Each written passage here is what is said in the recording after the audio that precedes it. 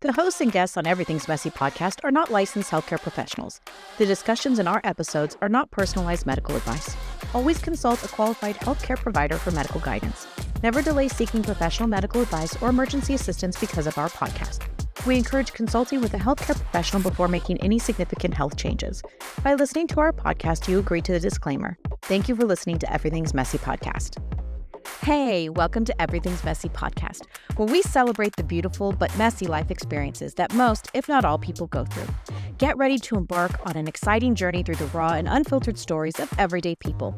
Here, we dive into messy realities of life, from making messy mistakes to triumphs and everything in between. Are you sensing a theme? That's right, it's messy. But this just isn't about the mess. It's about finding strength and resilience in the midst of it all. We'll explore how health, fitness, and wellness play a crucial role in navigating life's twists and very messy turns. And we'll challenge conventional systems, because sometimes the most unconventional paths lead to the greatest discoveries. Join us as we embrace the messy, beautiful, and endlessly fascinating stories. Each episode is a testament to the power of our messy journeys and the beauty that emerges from the mess. So grab your favorite beverage, coffee, sparkling water, whatever it may be, and prepare to be inspired. Are you ready? Let's get messy. Hey everyone, welcome to Everything's Messy podcast. I am your messy host, Sarah. So I'm so excited for today. Today that I have Kris Rice joining me, and she is founder and CEO of ChillPod. She has a whole Reset Your Whole Body in 2 minutes a day program.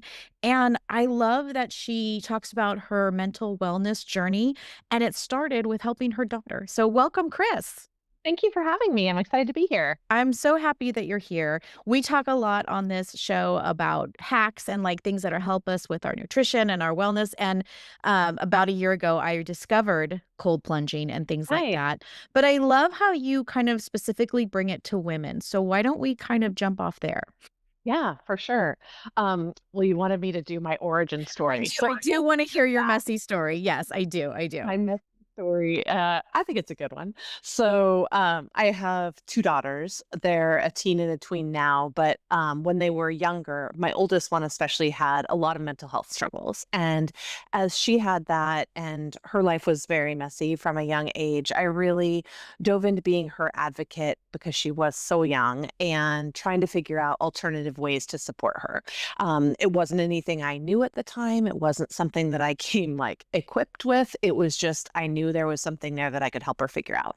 And as I did that, I really could see my own anxiety, my own lack of ability to manage my stress in my life and all of these things. And so as I supported her, I also found practices that I loved, meditation and yoga and all of these things that are wonderful and take a ton of time. And so it was like the best laid plans. I finally found things that help me feel better on a daily basis, but at the same time they were totally unachievable. And so that was where things I think got extra messy because it was really frustrating. I knew I could feel a different way, but these things would take half of my day, of which I didn't have that time. And so it was from that place that one of my friends was like, I think you should try cold plunging. And I was like, no, I do not want to do it. I won't do it. And so she kept Nobody telling wants me, to do it. for the record, I still don't want to do it every morning, and yet I do it.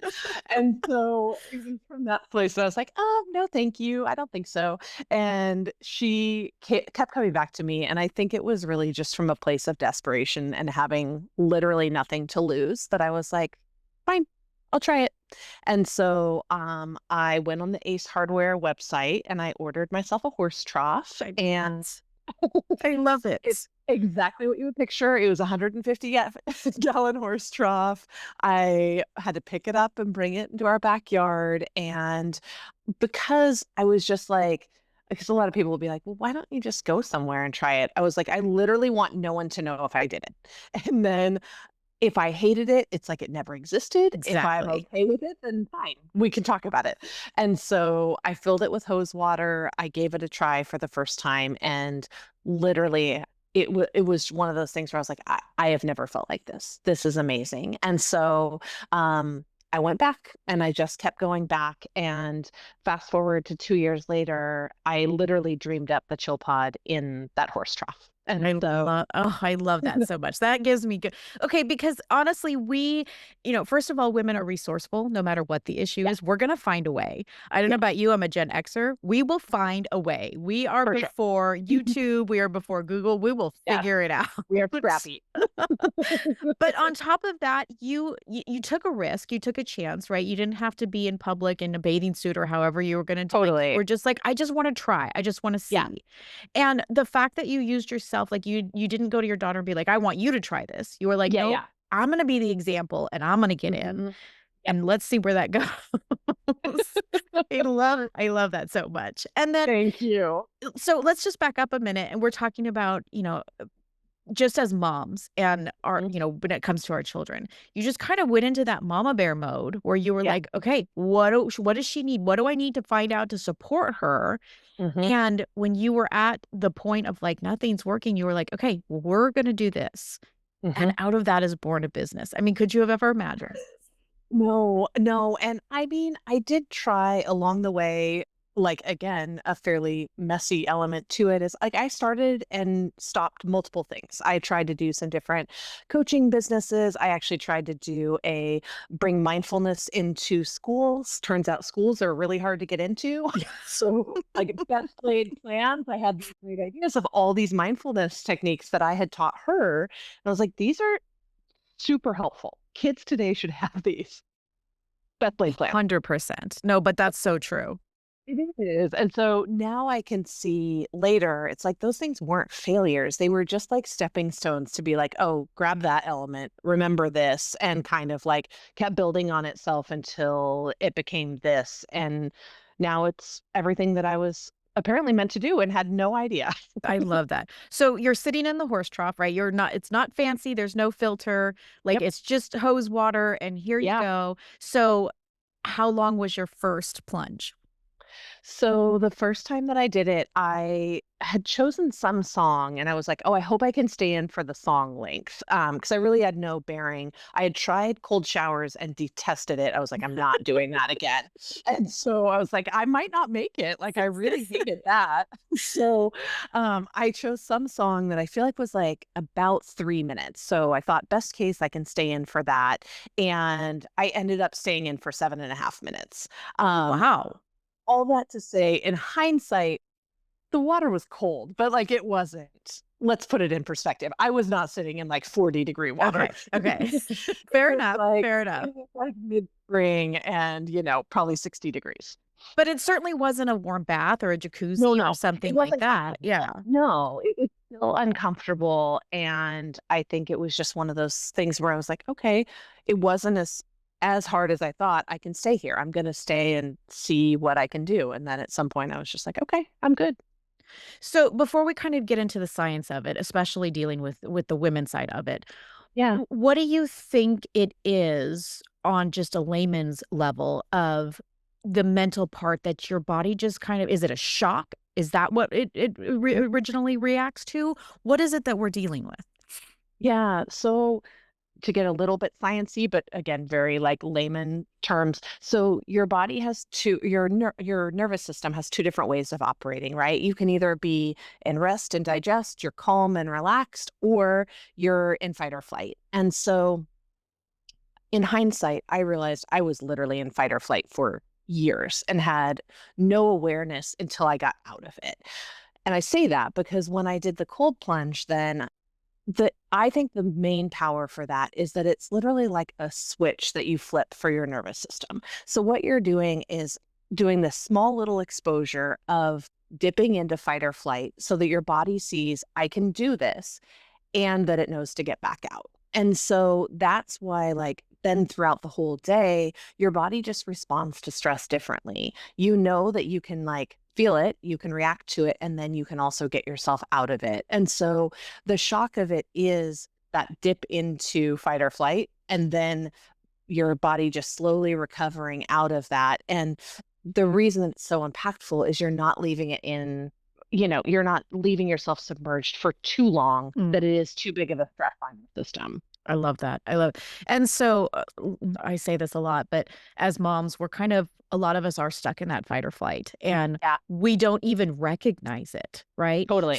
So as you're Totally. coming out of that fog, what are the first things that you're kind like you were talking about self-awareness, what's maybe the first thing you recognize that we're like, "Oh, I don't need to react that way," or maybe I do need to react that way? Good question. I think that I just was able to have more perspective and distance from things. So I was able to not jump straight into doer mode of just like, okay, I'm fixing it. I got it. I'll run with it. It was a little more of like observing the situation, having just a second longer to like think about whether that was actually necessary and allowing for that uncomfortableness because I also very much do not like that. Nobody does. So nobody Yeah, does. And so, but the more that I allowed that to happen, then the more everybody changed around me too. And so it really is this like, it's a whole trickle out of when you start showing up in a different way, it really does like impact all the people around you. that ripple effect, that's Mhm, crazy, and then they're watching you, and then mhm. hopefully also trying to imitate those habits or reactions as Yeah, well. yeah. That's an interesting one. Oftentimes I'll be asked if my daughter likes to cold plunge too, and it's very funny. Like, I think it's also age and stuff, but like, there's definitely a resistance there where she's like, "Nope, that's mom's thing. I'm not doing that."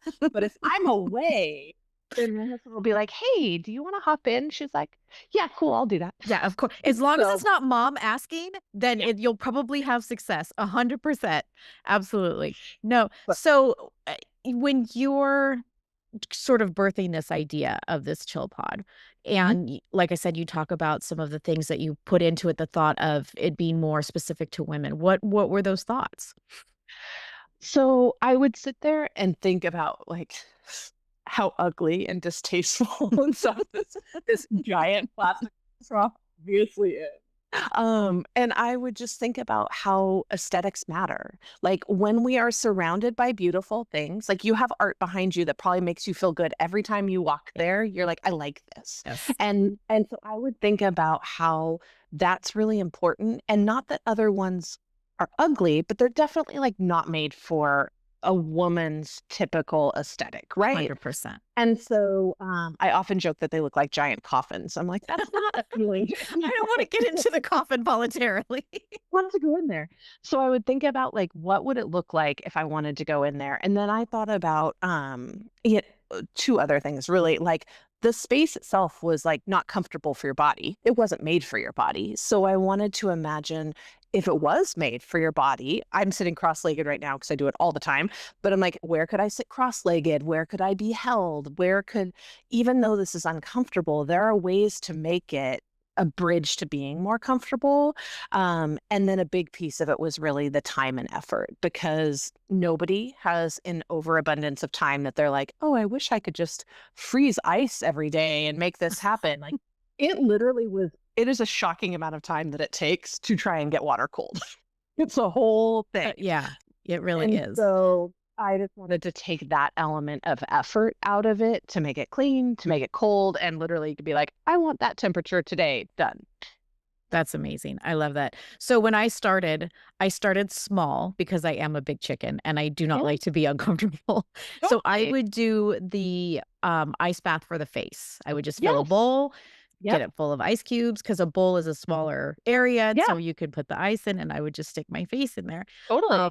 And so again, didn't like it, but No. I did notice. I don't know that I noticed that I could react to things a little more calmer, but I noticed just myself.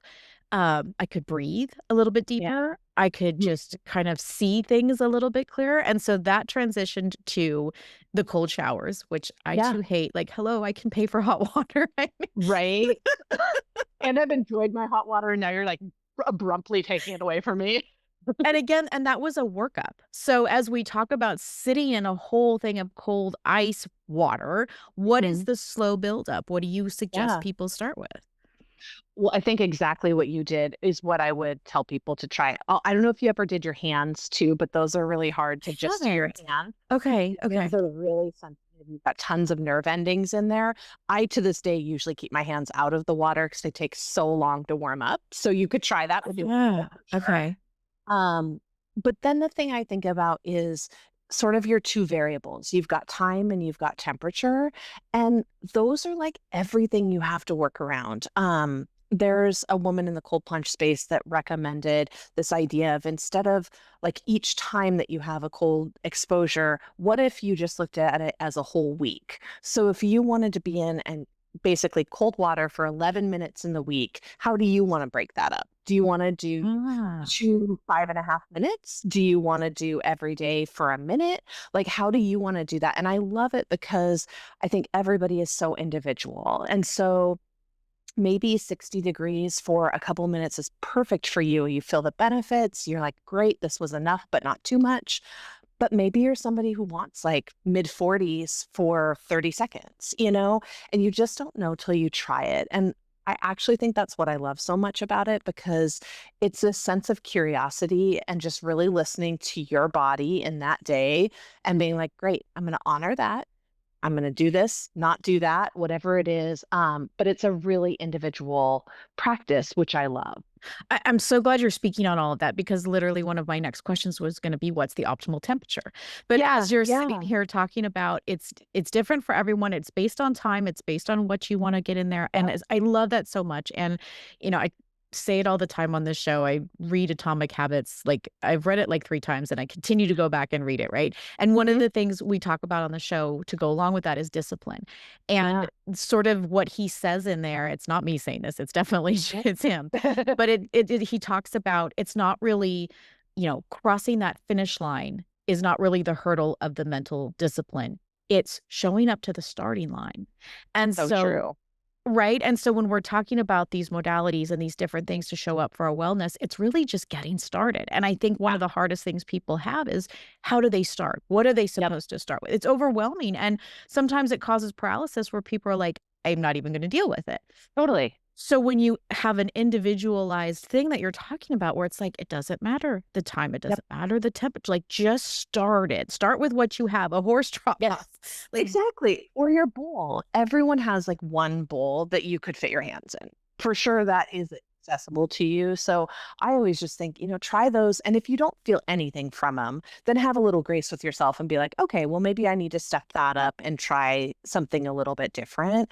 But I totally agree with you. Really, that I think some of the biggest benefits that unfold are really just from that brave step of actually doing it, going out in your swimsuit at 7 a.m. in the morning. Like, there's a lot of people in the world that don't do that. And so you can be like, you know what? I kind of feel like a badass today. Like, right. look what I did before Heck 7, yeah. you Heck know? yeah. And so that is really powerful. And it's not to be discounted because it really does impact how you show up in other areas of your life. It's just like you can segment it or you can realize that, like, that actually plays out in so many different facets. Absolutely. I love that. And then so talk a little bit about this 2 minute a day sort of reset and how that kind of sort of developed. It really just came about from the idea that 2 minutes can be enough because I Oh, think I so love many that. times, right? Because everybody's like, you have 2 minutes. Everyone has 2 minutes. Yes, but that's very different than saying 2 minutes might actually be all that you have that day and it's everything that you actually need. And that was a huge pivot point for me of realizing, okay, I want to get in my meditation. I would love to go take a walk. I'd love to do my cold plunge. And then there are days when I'm like, nope, the plunge is it. And that's totally fine. That is enough. And so I feel like I'm just kind of on a pilgrimage to help other people realize that because, in the idea of habit setting, like so many times it's these big elaborate things that we then create for ourselves. I am 100% victim to that. I create all these big It's routines too much that I pressure. too It's much too, yeah. pressure. And then we're like, oh, well, I didn't get to that one. So now it's all messed up. It's a whole thing. And so, what if that 2 minutes was all you needed? And that is enough. Because for me, it's the balancing of my nervous system. And I get in there, I feel like that lightning bolt go from my feet to my head. And I'm like, I'm back. I cleared it out. I'm good. I can go from there. Like last night, I actually had a terrible night's sleep. And so I was like, today, I cold plunge because I'm going to get rid of all that I'm holding on to, and away we go. So I think the more that you can kind of give yourself that grace and then know that, it's okay. If that's Mhm. what you've got today, fine. Yeah, I love that so much. But I think because like we were talking about, just we're under so much pressure unconsciously. Like we don't even know some of the pressures that we're under. Totally. And or subconsciously, not unconsciously. And we are hard on ourselves, right? We're our own worst critics, right? Yep. And so these best laid plans are Mhm. probably going to, and I'm going to use my favorite word here, it's shift and pivot together, it's shivot. And you just have to be ready to do that throughout the whole entire Yeah. day, which creates more stress. Even if it's something good, it's still Yeah. going to be that change. And Hmm. so allowing yourself to just be like, this is enough. And Yeah. you don't have to spiral into the shame cycle, and you don't have to be like, No. well, what's the point? I'm not going to do it tomorrow if I didn't do it today. Like all of these Yep. self-doubt things that we tell ourselves, No. just hearing like that permission, be like, this is enough. It is okay. Yes. It's a lot. You've done a lot for yourself. The time doesn't really matter. It's just really like it's that act of doing it. And I think too, to the degree of kind of ditching the perfectionism of things too, it really is like it doesn't have to be a daily habit. It's not a daily habit for me. I kind of subscribe to I don't even know, maybe if it's 11 minutes or what it is that I do in the week, but I really do listen to my body in the morning. And if it is like, nope, this is a hard no, like, great, today is not the day. But I've averaged, 4 to 5 times that I do it in a week. And See that? so, So that's a great goal. And to be yeah, done at any time, I assume, right? It doesn't have to be totally. done first thing in the morning. Doesn't have to No, be. no, does not at all. And I think that's a big, like, you know, it's really doing whatever feels right to you. There are people that I talk to that say they literally do it before bed and then hop in the sheets and sleep like a baby.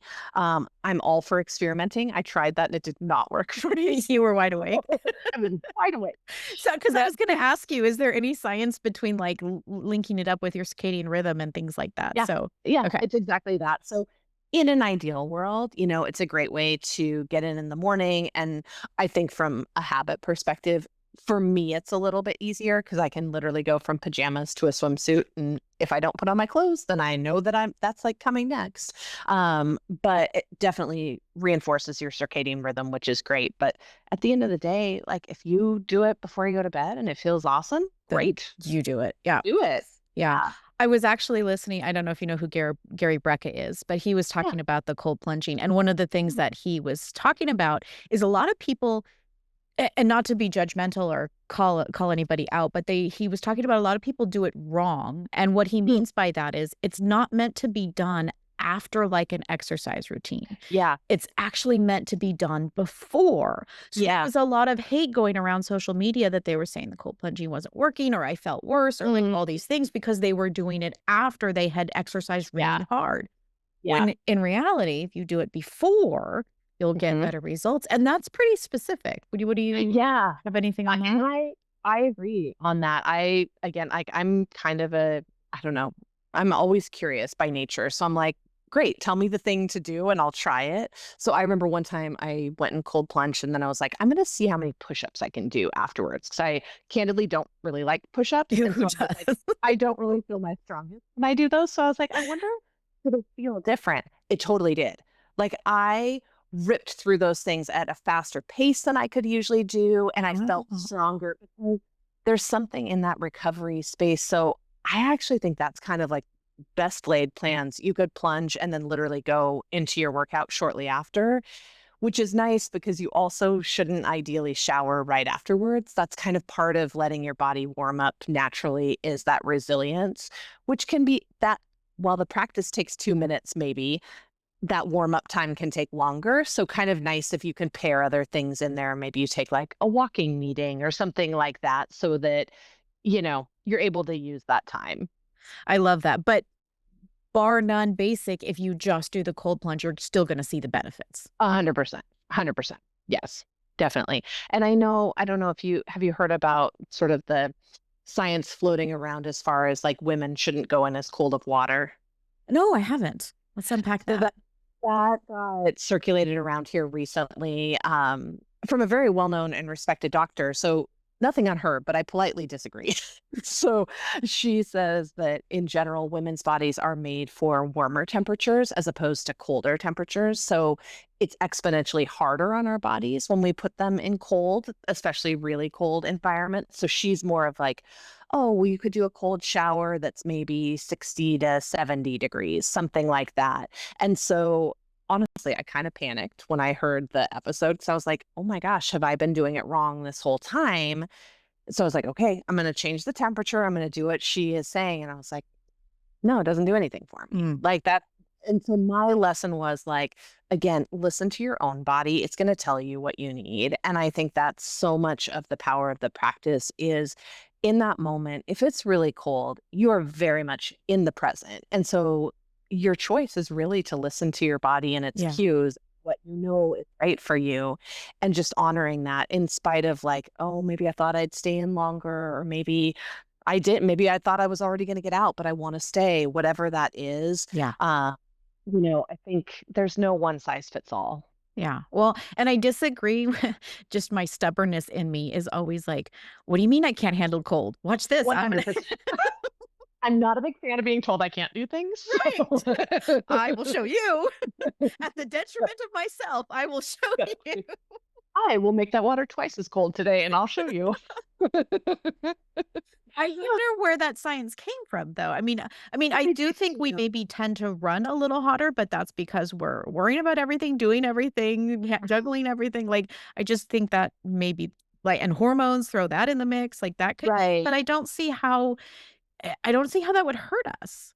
I don't either. I mean, I think the general idea was like it's too taxing on your nervous system, so it's actually doing more detriment than good. But I just think there's somebody like working outside my window. Okay. Yeah, I just think it's kind of one of those things where it's like you just have to pay attention to what's working for you. And if you do get in there, maybe you have like a circulation issue or something like that, and you're like, no, I'm not warming up for a really long time, then that's your reason to be Right. like, okay, no, you're right. For me, a higher temperature is perfect. But I don't think like a blanket statement like that is very supportive to people. Like let them experiment on their Absolutely. own.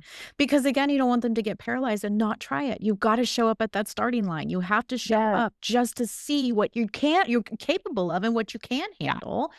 Push yourself a little bit. Yeah. Again, not to the point where you're hurting yourself, but No. you've got to know what your limits are. Yep. And I think in general, we're way more capable than we give ourselves credit for. I would agree So with that. I to would the agree. point of like, I thought I could do it for 3 minutes. I did it for 7.5. Like, I think that's really the norm. And once people are able to move past the idea that they're ever going to love the cold, that's where like things start to unfold then, because it's like this big wall in front of you that you're just like, no, I hate it. I'm not going to do that. Instead of like hopping over the wall to be like, well, what's on the other side? Sure. Like there could be some really great things there. And then, okay, well, it's worth a shot. And I feel like that's applicable to anything in life, right? Yeah. You have to just break down that barrier, however that looks like for us, no matter Yeah. what we're going to try, no matter what we're going to start. You just got to show up for yourself, I think is the message. Exactly. Yep. 100%. I love that. I love that so much. So well, first off, where can everybody find you? What is tell us that. So the ChillPod is at thechillpod.co, and you can see that online. You can also, that's the handle on Instagram, so thechillpod.co. And then if you want to follow me, sort of founder story, behind the scenes, that kind of thing, I'm at Kris Rice Wellness, and that's on Instagram, and it's Kris with a K. I love that. And are you doing coaching as well? Do you have people that you Nope, I'm all in on the ChillPod. all in on the chill pod? I love that. I love that so much. I do think, especially when I sort of got into the wellness space, it's not so much maybe anymore, but I do think it was heavily dominated by men, which is Yeah. fine to a certain extent. But I Sure. do like this softer, gentler side that we're seeing sort of Mhm. come into fruition of different ideas, different, like you were talking about the aesthetic. I'm sorry, a lot of us, maybe not all of us, but a lot of women, we like pretty things. We want to Yeah. be surrounded by pretty things. That makes us Exactly. feel confident or whatever it is, or we just like it, but that's completely missing when Yeah. got the big burly dude and he's, and again, there's a place for him and I get it, Right. but He's been served. He's good. Yeah, absolutely. But I like, soft colors, soft Mhm. materials, soft whatever. Anything that I'm Yeah. like, "Oh, I feel good in this." Yes. That I feel is missing a little. It's getting a little better, but it is missing Yeah. a little bit. Yeah. I totally agree. I mean, I think of when I had my horse trough and I would always be like somewhat apologetic. We'd have people over for dinner in the backyard. And I was like, yes, that is horse trough. But yes. So now I'm like, Don't apologize. yes. No, no apology. I love it. You can decorate it, have, like, the flowers around. Totally. Wasn't a lot you could do. No, I love that. Well, do you have any other messy tidbits you wanna share with, the audience or anything that you'd like them to know going forward? I would just encourage you to, if you're curious, if you are hearing this and you're like, maybe, I would just encourage you to give one step towards trying it. That's really been my whole reason for having these conversations is just to open up the awareness that, like, again, maybe you've only heard men talk about this. Like, just know, like, there's a ton of women who do this. You can find a community around it, and just to sort of take that and run with it and make it your own. I love that, I love that. And then and I haven't read anything like this, but just to your knowledge, have you seen any true, like, negative impact from it? Not what they're saying, like, just Yeah. actual truth. The only piece of that really is from the side of if you have heart conditions or circulation problems like Raynaud's, things like that. With that, I've seen people do like a neoprene glove or even socks to just protect your skin so that you can do it, but it's a little less harsh on you. But it really is like it's like meditation. There's like no side effect that you're Yeah, gonna have. yeah, I didn't think so. Again, unless you stay in too long. Yeah, and, because I did have a heart attack, and I do cold plunge. I don't know Yeah. that I haven't heard any of the warning signs for cardiac, heart problems, maybe just because it Usually, shocks you. I think that's it. Like that kind yeah, that jolt, I think it is it. And it's always kind of not to diminish it by any means, but it's like that cover yourself and being The like, late just ask your doctor, make sure you're okay, that. I love So you're young and healthy, you're probably, the whole what's CYA up. thing. Yeah. Yeah, okay, okay. Well, good, I'm glad I asked. This has been Yeah. so informative, Chris. I appreciate you so much. I'm so glad that you have space in this wellness space because I just think it's so important, and I hope that, ChillPod is successful going forward and just offering all these things, and I hope you do. I hope you get the message out more, like, do more podcasts, write a book, whatever it needs to be, Thank because you. I do think there's a big audience for it. I really do. Thank you. I appreciate it. Thank you for having me on to have this conversation. It was really, really enjoyable. Thank you so much. Thank you. Thanks for listening to Everything's Messy podcast. Whew, if you made it this far, give yourself a gold star or at least a nap. Honestly, if you showed up today and you were listening, you've already crushed it. I'm so grateful for you listening. If anything, head home, share it, tag me, write it on a sticky note. I don't care. Just don't keep all of this messy goodness to yourself. You can find me on Instagram at Everything's Messy Wellness or over at my website, everythingsmessywellness.com, where I've got resources, coaching, and probably a new rant about blood sugar or something that's just nonsense. It's all waiting for you. Check out my YouTube channel. I've got all of my podcast episodes up there. And I'm on X at Everything's Mess. Or if you just want to send me an email, Sarah at everythingsmessywellness.com. Look, until next time, hydrate, take no crap, and as always, keep it messy.